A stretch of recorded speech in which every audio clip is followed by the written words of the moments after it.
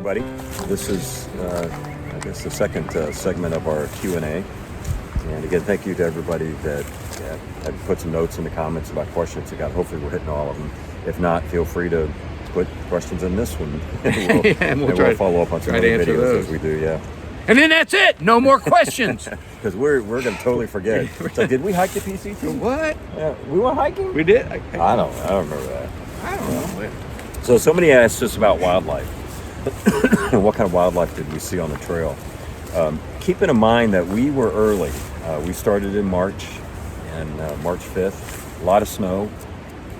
So there was a lot of things we didn't see directly. We saw a lot of things indirectly, whether it be footprints. But we saw, what did we see, Joe? We didn't see rattlesnakes. We said that right. Everybody's always talking about rattlesnakes because of the time of year we started. In the desert, there was so much snow and stuff. Just didn't see them. But what was kind of interesting is starting early on is we did see quite a few deer early on, starting from the sun, which was surprising. It's just because there weren't many people out. We saw some deer and some bucks, and you could see a lot of them just use the trail. They would, you just follow their tracks along the trail, and you'd see them. And then chipmunks. Yeah, lots of chipmunks. Bunnies. Bunnies, squirrels. Frogs. Mountain goats. Those were pretty cool. We saw the, those were, that was a close encounter. Yeah, we didn't see any bears. Saw bear prints in the snow. We saw, we heard people talking about bear encounters in their camps. In fact, we were camping, I don't know exactly where we were. We were in Oregon at the time? It was in Oregon. The guy says, one walked right through camp last night. Yeah, we didn't, I didn't hear it. I slept through that. Slept right through it. Glad he was awake. That was our buddy from the Appalachian Mountain Club. Yeah. That we met. Who was right. with us. Right. I don't remember what his... Yeah, I can't remember his trail name. And then we saw snakes, non-poisonous kind. Yeah, the racers, I think they were. Yeah, Eastern racers was pretty popular. Marmot, pika, hawk. Yeah.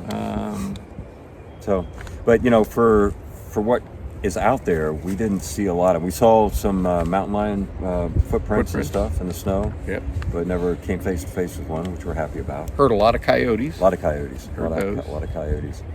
And, a lot of things that sounded like bears, but it turned out it was snoring. Could have been a trail name. So, but yeah, and I think everybody had different experiences depending on when they started. Yeah, there were people who'd say, they saw bunches of bears and rattlesnakes, galore. And I don't mind not seeing rattlesnakes. That doesn't bother me at all. So I'm pretty good. Yeah, so I think we were fortunate and I guess unfortunate, however you want to look at that, if you're looking to see wildlife. So then speaking of wildlife, one of the questions was, what did we do with our food at night?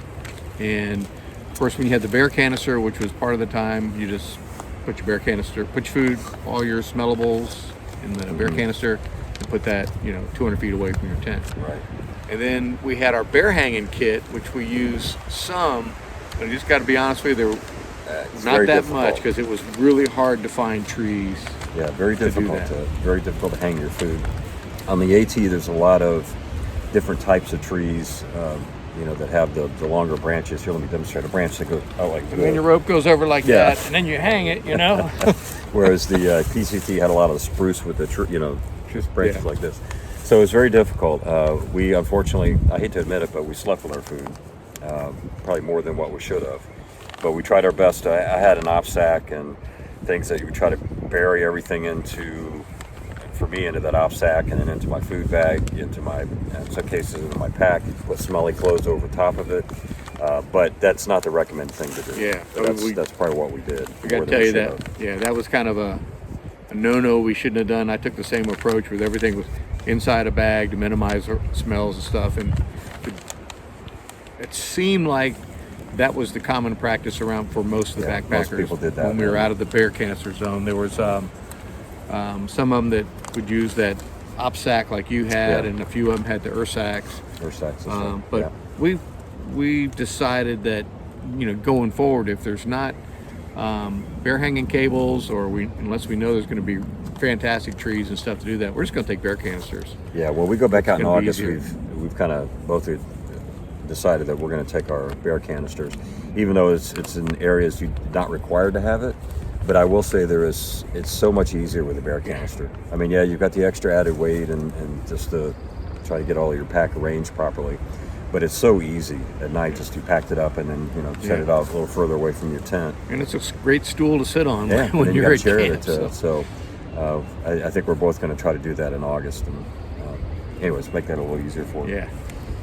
What else we got here? Stream crossings. Stream crossing, my favorite. Yeah.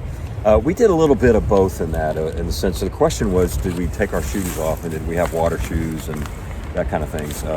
Yes, I had a pair of Crocs that I used for most water crossings if I was wading across them. In some cases, I just hiked in my shoes right across like depending on, what the weather was like. Yeah. If it was really cold, I didn't want to be hiking in cold feet the whole time, so I would take the opportunity to stop and put on my shoes. And in other cases, I had left my Crocs on and hiked with my Crocs. Yeah. For if we had a lot of water crossings coming up all at once. Yeah, I think it all revolves around just have a strategy to protect your feet and make sure that you're going to still have something dry to put on at night. And so I had a pair of water shoes. They were like a minimalist shoes with toes in them. I started out with. You might have seen those, but they would not dry out, so they didn't work good for camp shoes. So eventually I got rid of those. I went back to Crocs, and then sometimes if it was an easy crossing, I might just go barefoot just to make the process easier and then put my shoes back on. But by the end, when I had my topos, I would just like, I'm just gonna when it was warm too. Let me say it's warm out, so I would just walk through it. I didn't worry about getting my shoes wet. So. Some people don't have camp shoes. They decide they don't want to have the weight and stuff, but it really worked well for me. Like I said, I had Crocs, and those were mainly I used them at night for camp shoes, get my feet out of my boots and let them my feet dry out and relax a little bit. But also they're multi-purpose because I could use them as water crossings. And it really was a matter of evaluating each water crossing and what was going on. Like Joe said, in some cases you might decide to go barefoot, but it's you can see it. You can see what's going on. It's not anything crazy. Yeah. But then others where you can't really see the bottom. Probably gonna have some shoes on because you don't want to get your toes stuck on something or step on a sharp rock or step in a hole or a bit of glass or yeah. something that might be down in there and so forth. So, all right.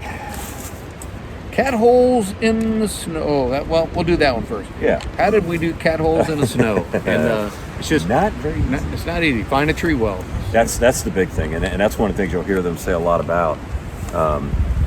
Is if you're in with snow, try to find where there's no snow, which is mainly what a tree well, where the snow is not there's dirt underneath the tree. Yep. And which also creates an interesting thing because you want to try to camp in tree wells, so you got to be very careful. Camp where somebody has decided to dig a cat hole. We've had that happen where you got to set up your tent. And you realize, nope, somebody's here. Somebody's been here doing something and else. If you don't do this, be sure you do this. So you dig a cat hole, put a stick. After you're done, just poke a stick in the ground, right where your cat hole was, and that way it's easy to tell. Oops, there's a cat hole right there. Yeah. There's nothing worse than trying to dig a cat hole. Or you're doing something else with a tent stake and you come across somebody's cat hole. Yeah.